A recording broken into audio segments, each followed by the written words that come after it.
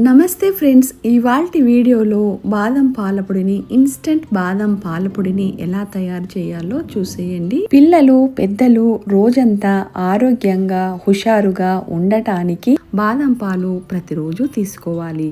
ఇవి మంచి ఆరోగ్యాన్ని ఇవ్వటమే కాకుండా మంచి నిద్ర పట్టడానికి, మెదడు చురుకుగా పనిచేయడానికి, కంటి చూపు మెరుగుపడటానికి బాగా ఉపయోగపడతాయి.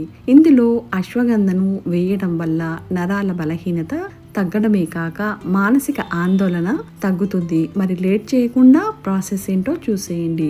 ముందుగా మనము స్టవ్ పైన నీళ్లను బాగా మరిగించుకొని అందులో మనము బాదం పప్పులను వేసుకొని 10 నిమిషాలు అలాగే వదిలేయండి. 10 నిమిషాల తర్వాత బాదం పప్పులకున్న పొట్టు మొత్తము మనము ఈజీగా తీసేయొచ్చు. రోజు మనము డ్రై ఫ్రూట్స్ని నానబెట్టుకుంటాం కదా, వాటిని కూడా మనము ప్రతిరోజు కూడా గోరువెచ్చని నీటిలో వేసి ఒక 10 నిమిషాలు వదిలేసి తర్వాత నీట్గా కడిగి నానబెట్టుకోండి. వాటికి ఉన్న డస్ట్ మురికి అంతా పోతుంది. మీరు ఒకసారి ఇలా చేసి చూడండి, ఇంత మురికి ఉందా అని మీరే ఆశ్చర్యపోతారు. ఇంకా దీంట్లో మిశ్రీని వేయాలి. మన లోపల ఉన్న అన్ని దోషాలను బ్యాలెన్స్ చేయడం కోసము మిశ్రీని వేస్తాము. అలాగే గసగసాలను కూడా వేయాలి. దీంట్లో వేసే అన్ని ఇంగ్రీడియంట్స్కి ఒక్కొక్క దానికి ఒక ప్రత్యేకత ఉంది. ఇంకా ఇందులోకి మనము సోంపును కూడా వేయాలి. సోంపు జీర్ణక్రియను ఇంప్రూవ్ చేస్తుంది. యాలకులను తర్వాత ఒక 20 నుంచి 30 దాకా మిరియాలను వేసుకోవాలి. ఇంకా ఇందులోకి మనము అశ్వగంధ వేళ్లను కూడా వేసుకోవాలి. మనము వీటన్నింటిని కూడా దోరగా వేయించుకోవాలి. బాదం పప్పులను మాత్రము మనము సిమ్లో పెట్టుకొని పచ్చిదనమంతా పూర్తిగా పోయేంత వరకు సిమ్లో నిదానంగా వేయించండి. మనము ఒక బాదం పప్పును తీసుకొని నోట్లో వేసుకొని తింటే బాగా నలిగిపోయినట్టు కాకుండా విరిగేలాగా అయ్యేంత వరకు కూడా బాదం పప్పులను వేయించండి. బాదం పప్పులు బాగా వేగితేనే మనము పొడిని చాలా సాఫ్ట్గా గ్రైండ్ చేసుకోవచ్చు.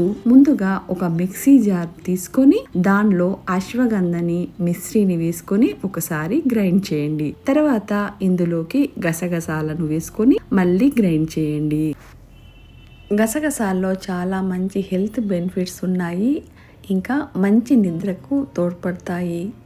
ఇంకా దీనిలోకి సోంపును కూడా వేసుకొని ఒకదాని తర్వాత ఒకటిని మనం ఇలా గ్రైండ్ చేసుకోవాలి. అన్నీ ఒకేసారి వేస్తే అన్ని సరిగా గ్రైండ్ అవ్వకపోవచ్చు. ఇలా ఒకదాని తర్వాత ఒకటి వేసుకొని పొడులను గ్రైండ్ చేసుకోవాలి. అవసరమైతే దీన్ని మనము ఒక జల్లీలో వేసుకొని చివర్లో జల్లించుకొని బరకగా వచ్చిన పాటును మళ్ళీ వేసుకొని ఇలా 2-3 సార్లు జల్లించుకుంటూ బరకగా వచ్చిన పాటును జల్లించుకొని పౌడర్ ని చాలా సాఫ్ట్ గా గ్రైండ్ చేసుకోవాలి. ఇంకా ఇందులోకి దోరగా వేయించుకున్న యాలకులను మిరియాలను వేసుకోవాలి. యాలకులు మంచి నిద్ర పట్టడానికి, మిరియాలు కఫదోషాన్ని తగ్గించడానికి బాగా యూజ్ అవుతాయి. చివరగా ఇందులో మనము వేయించుకున్న బాదం పప్పులను వేసుకోవాలి. బాదం పప్పులను వేసి గ్రైండ్ చేసుకునేటప్పుడు ముందుగానే మిశ్రీని కొంచెం పక్కన పెట్టుకొని ఇందులో వేసుకొని గ్రైండ్ చేసుకోవాలి. లేదంటే బాదం పప్పులు సరిగా గ్రైండ్ అవ్వవు. చివరగా ఇందులోకి మనము పచ్చి పసుపును అంటే రా టర్మరిక్ ను వేసుకోవాలి. రా టర్మరిక్ ని ఎలా తయారు చేసుకోవాలో నేను ముందు వీడియోలో చేసి పెట్టాను. ఇలా అన్నింటినీ బాగా గ్రైండ్ చేసుకొని ఒకసారి బాగా జల్లించుకున్న తర్వాత చూడండి, ఇలా సాఫ్ట్ పౌడర్ లాగా ఉంటుంది. ఈ పౌడరు మార్కెట్లో దొరికే పౌడర్ కంటే చాలా ఆరోగ్యవంతమైనది. వాటిలో అయితే చాలా కెమికల్స్, ప్రిజర్వేటివ్స్ ఉంటాయి. ఈ పాలని సాయంత్రం టీకి బదులుగా కానీ లేదంటే రాత్రి పడుకోవడానికి 1 గంట ముందు పాలల్లో కానీ నీళ్ళల్లో కానీ 2 స్పూన్ల పౌడర్ వేసి పాలను ప్రిపేర్ చేసుకుని తాగండి. మంచి నిద్ర పడుతుంది. ఈ పొడిని బయట పెట్టినా కూడా అస్సలు పాడవ్వదు.